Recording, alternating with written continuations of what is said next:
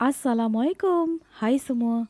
Resipi paling simple, coklat kurma atau Umi panggil energy bar untuk anak-anak bersahur dan boleh juga dijadikan kudap-kudapan untuk tetamu yang datang beraya.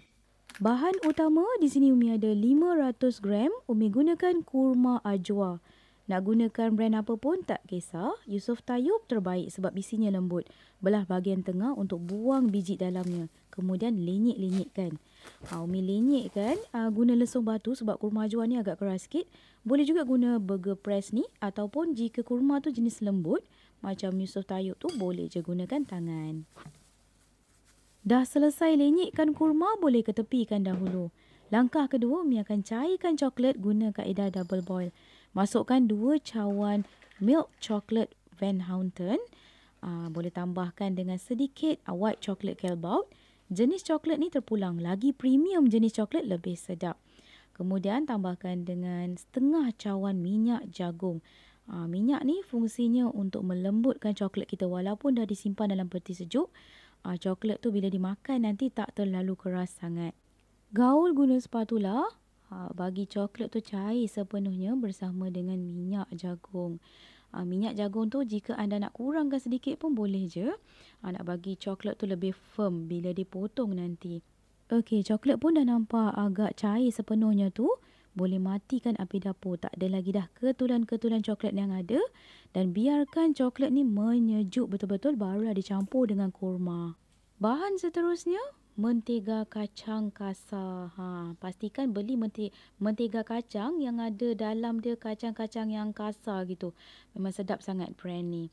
Masukkan lebih kurang dalam 4 atau 5 sudu besar. Terpulang pada anda. Kalau nak rasa peanut yang lebih, boleh lebihkan. Kemudian anda gaul sebati bersama dengan kurma tadi dahulu. Bagi merata sedikit, barulah dituangkan dengan coklat yang telah pun kita double boil. Yang dah sejuk ni barulah masukkan ke dalam adunan kurma dan peanut butter tu. Kemudian gaul sebati sebab kurma tu agak keras sedikit. Umi guna kurma ajwa kan. Jadi take time sikit lah nak bagi ketiga-tiga bahan tu bercampur rata dan sebati. Nampak tak? Adunan kurma, peanut butter dan juga coklat tu dah bercampur rata dan sebati. Barulah dimasukkan ke dalam loyang. Umi gunakan loyang 8x8x3 inci. Masukkan je. Memang ketinggian tu dah just nice dah. Ratakan, boleh hentak-hentakkan sedikit loyang. Bagi semua bahagian tu serata dan pastikan loyang tu dialas dengan baking paper supaya bila kita nak keluarkan daripada loyang dan nak dipotong nanti mudah je. Okey, dah siap ni, boleh masukkan dalam peti sejuk bahagian cila bawah je 1 malam. Pastikan coklat tu dah betul-betul firm, mengeras elok. Barulah dikeluarkan dan senang je nak dipotong. Nampak tak? Bila ada baking paper ni mudah kita nak handle. Keluarkan daripada loyang dan bolehlah dipotong. Nak mudah, potong bentuk cube yang kecil gitu. Sekali one bite je anak-anak makan. Alhamdulillah.